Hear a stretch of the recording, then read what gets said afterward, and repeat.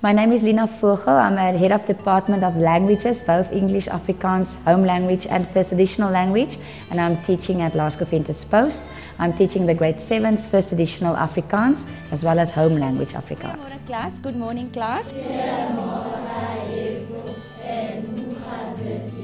Baie goed, dankie. Vandag gaan ons bietjie praat oor goeie maniere, good manners. My lesson today was about a real enactment of a normal everyday scenario, specifically good manners. Good manners I chose because that you can do in any place, and I wanted the children to be very proficient when they use good manners, speaking to people in Afrikaans specifically. Hierdie prentjies het julle nou al gesien 'n bietjie. Ek gaan dit vir julle weer wys. Kan julle sien? Op hierdie prentjie is daar 3 voorbeelde van slegte maniere. There are 3 examples of bad manners. Okay, can you all see the picture? If you open your books, you will also see the picture on page 118. Open it that it's close to you as well. Maak gou oop aan bladsy 118, dan kan julle sien. Goed. Ek wil hê julle moet gou-gou vir my kyk, daai eerste seentjie. That first boy. The placards just used a few examples, both in English and Afrikaans, of different phrases that you use common day talking, conversation. For instance, dankie, thank you, asseblief, please, mag ek, may I, verskoon my asseblief, please excuse me. It's just to show the children in both languages how they can use it. I also had pictures which they can relate to, illustrating both bad manners as well as good manners. Nou wat does 'n smil smeerie doen? Hy smil. En as hy klaar is, gooi hy. Hy smeer dit vuil. Kan jy vir my sien wat eet hy alles daar? Wie kan vir my 'n paar dinge doen? Megan? Hy eet 'n eier. Hy eet eier sommer met sy hand. Wie kan nog ietsie sien?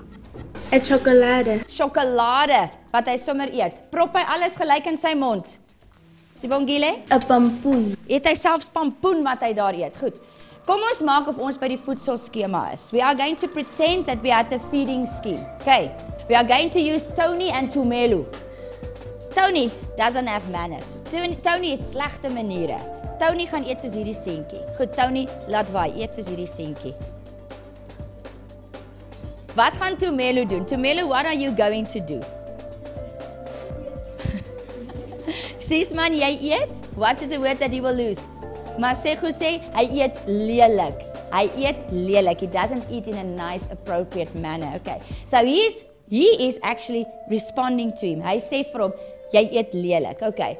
Wat anders kan ons doen as iemand langs jou sit wat lelik eet? What else can we do? Daar sê Christine. Jy kan hom vra om mooier te eet. Sy sê ek gaan hom vra of hy mooier kan eet. I'll ask him if he can eat better. Role-playing exercises is very important. First of all, the children enjoy doing that. And then also they can identify more if they are in a role-play situation. I could just have read it and gave them examples, but the fact that they were in role-play, talking to one another, experiencing what they needed to say, helped them. I believe that they can associate more with everyday conversation. Op die onderste prentjie het ons weer 'n ouma. Kan julle sien? Goed. Sy doen nou iets. Wat doen sy? Tumelu. Die seun help die ouma. Die seun help die ouma. Waar dink jy help hy haar? Kamogelu? Hy help om die straat. Oor die straat.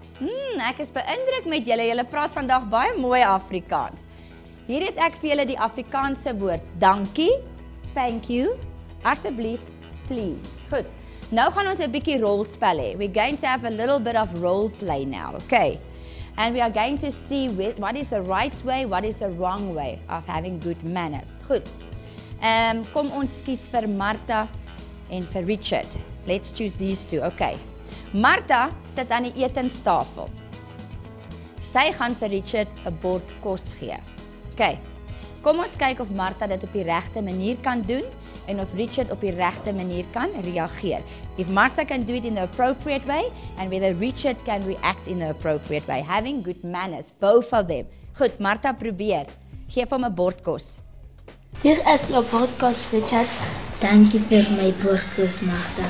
Daar sê, julle doen baie goed vandag. Normally what I do when it's a listening activity, because it's one of the most difficult activities, when I read, I will read it the first time.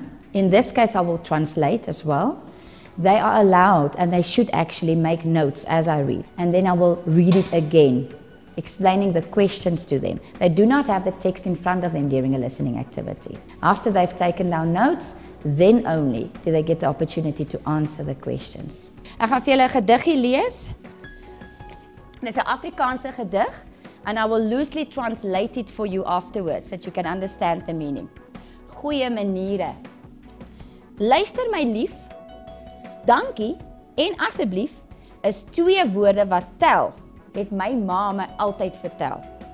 Moenie net gryp, dan is jy dalk later spyt. If I only used Afrikaans, I do believe that many of my learners will just not know where we're going. That's why I also translated the poem. I read it in Afrikaans, but I translated it. I didn't want the meaning of the poem to be lost for those few children who are really struggling to understand Afrikaans. Please eat with your mouth closed and don't throw your food around. It might just land on the floor and then mommy must start feeding you again. Good manners towards people and animals and to forget and to forgive are things that will benefit you in life. Het julle dit verstaan? Goed, kom ons kyk wie het geluister. Is julle gereed? Nommer 1. En julle gaan nie uitskree nie, hande op nie.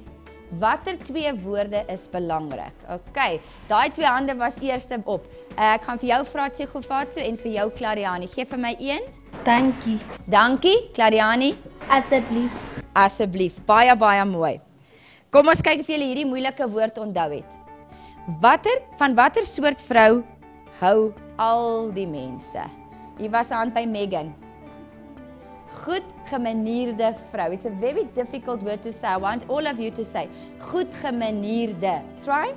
Goed gemanierde. Nog 'n keer. Goed gemanierde. Now there's the question. And this is something that you struggle with. To distinguish between whether something is a fact and whether something is an opinion. Wanneer is iets 'n feit en wanneer is dit 'n opinie? Wie kan vir my sê, luister vir my vraag? Because I see you are eager to answer. You know already what you want to tell me. Ek wil eers weet, wanneer is iets 'n feit? When is something a fact? Goed?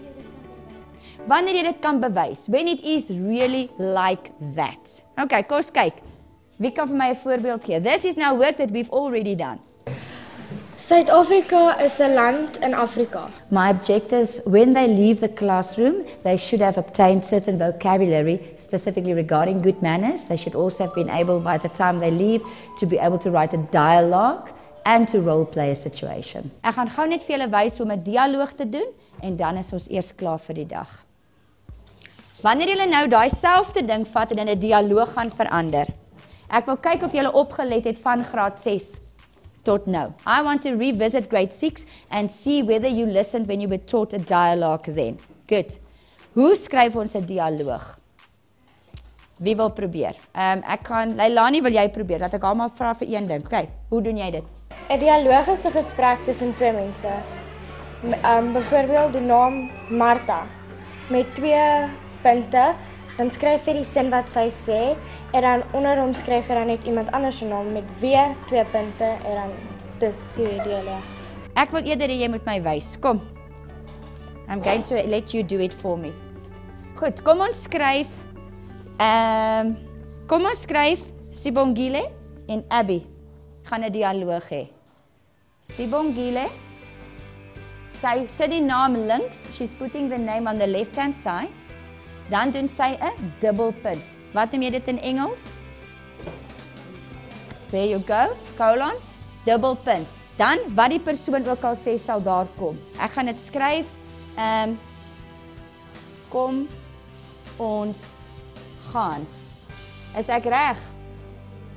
Ek is reg. I never make mistakes. I'm right. What's wrong? Wat is verkeerd met wat ek gedoen het? Kom wys my, Duduzile. Gaan wys my. What is wrong with what I did? Wat is fout met dit? So you must take that out. Why I enjoyed this lesson particularly, it's because it is something that they can literally go out and use every single day. Alreeds omdat jy 'n persoon het wat wys, wat praat, weet jy, daai persoon sê daai woorde. Jy het nie nodig om te wys iemand praat nie. Goed? En dan as die volgende ene praat, dan weet ons nou, jy skryf daai naam en dan sit jy weer jou dubbelpunt en wat daai persoon gaan sê. Ons gaan nou 'n oefening doen oor goeie maniere. Ek sal vir julle nou die scenario's verduidelik van wat ek alles wil hê. Julle sal sien dis in julle bladsy. I would suggest when a teacher teach a first additional language to mostly English-speaking learners, that they should first of all be very passionate about the language that they teach, and they should try and ignite that passion in learners. They should be patient, they should be tolerant, they should never laugh at a child, and when they do correct them, they should do it in such a way that the child doesn't feel offended.